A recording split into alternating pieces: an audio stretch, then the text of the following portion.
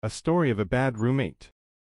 This was a comment I made, but I figured it'd be relevant here. It was written a while ago from when I still was actively upset about the situation. Now I just look back on it and laugh. Perhaps it will make you with bad roommates feel a little better. Janet is older than us, and thinks she is far more mature and wiser than us, me and my now ex-GF. This is not the case. She in fact has a drinking problem, and seems like she's burnt out from LSD or something. She's not. It's just drinking. It's also a miracle she's alive right now, as she doesn't know how to store food properly, and makes really stupid decisions all the time. So, she's always convinced she's right about everything and extremely grown up and mature, when in fact she is childish, spoiled, and naive. So, as the year went by and she kept fucking up, she absolutely refused to acknowledge any mistake or apologize. Here is a list of some of the things she did in no real order. Some of them are anecdotes on their own. She broke a window one of our first days there by trying to force it open really stupidly. The window was ghetto, I'll give her that. It had clips at the bottom and top, but she took off the bottom clips and tried to twist it out of the frame. I was almost late paying a utility bill one time and she flipped out at me, implying I was not responsible enough to handle the bills. Then, several times throughout the year she spent so much money on booze that she would be late with the payments. I personally went to the America's Cash Express to pay the bills every time. Postal service sucks in our city, and personally delivered every rent check to our landlord. He was on the way to my office. She never once did these things and balked the few times we even suggested it. She will deny to the death that she is well off, but she was obviously from a wealthy family, and clearly from an even wealthier town. Made for very groan-inducing comments and viewpoints from her. One time, she referred to someone as a spick in front of me. I'm Hispanic, and I informed her that what she just said was the equivalent of nigger or kike. She tried to argue with me that it was not an offensive word, just a word used to describe a Spanish hick. I had to take her out of the room and explain to her that it was a racist term. She still argued back, so I basically told her that she was naive as shit and to never use that word around me again. The biggest issue here is that she is in denial about pretty much being white trash. She is convinced she has American Indian blood in her, and that somehow makes her special and exotic. She also romanticizes always being mistaken for a Jewish person. Her racial identity issues were extremely annoying. She would steal food all the time. She always has,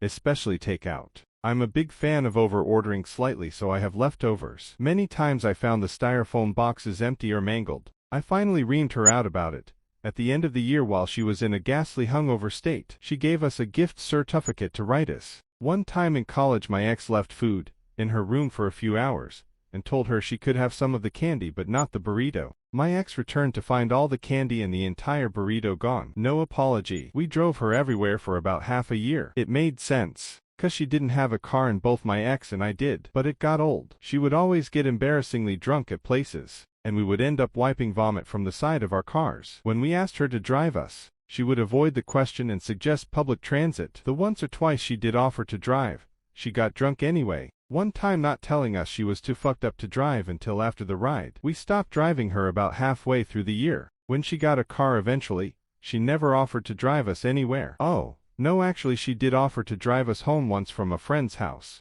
but then she went to a bar and forgot. The way she hooked up with boys was deplorable. One minute a boy would be too fat for her. The next she'd be straddling them with her tongue down their throats. And they weren't even fat. Just 20-somethings who liked beer. She also is a shameless groupie, and will fuck entire bands. For a while her and her friends kept going to this one band's shows so they could systematically fuck them all. She couldn't even tell me their band's name when asked. She was horrible at taking care of pets. She had numerous ones in college, who she failed to take care of and let run wild in her dorm room, and they all died, except for Turtle, who she kept in a tank about 4 sizes too small for it. The turtle hated its life in the small tank and ate the other fish that were in there multiple times. On a whim she decided to get a chinchilla. She had no idea how to take care of the thing. My ex and I pretty much told her how to do it. Janet always left the heater on so we would turn it off.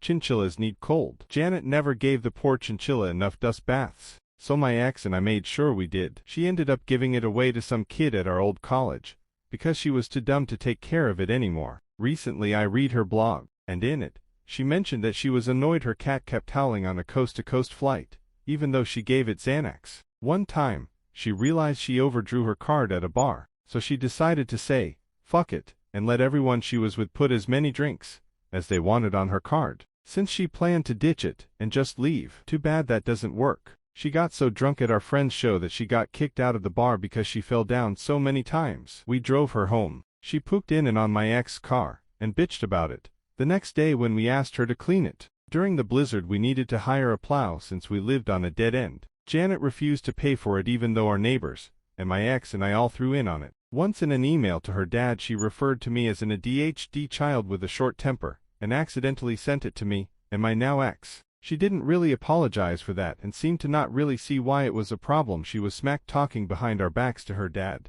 One time early in the year a dude approached her after work. She took the bus. He was obviously just trying to holler, but she flipped out and screamed, and ran away. That night she was horrified and scared to sleep, and borrowed my ex's axe to keep near her bed. But within a week, she had decided that, no one will rape me, because I look like a strong woman. AKM. She never did the dishes because she never had anything. All she ever ate was salads at restaurants and frozen veggies, with Kraft cheese melted on them. No wonder she always stole my takeout. She also didn't know how to cover things with plastic wrap, and would leave cheese and meat out all night and eat it anyway. She apparently only has liquid shits because she drinks so much. The last time we tried to be civil to her, she was throwing a party at her new place. All was normal until her new friends, gross skinny hipster girls she fucks the bands with, showed up. She literally abandoned us, who had been her circle of friends for 4 years, and actually took the stereo out of the room while it was playing music, leaving us just sitting there.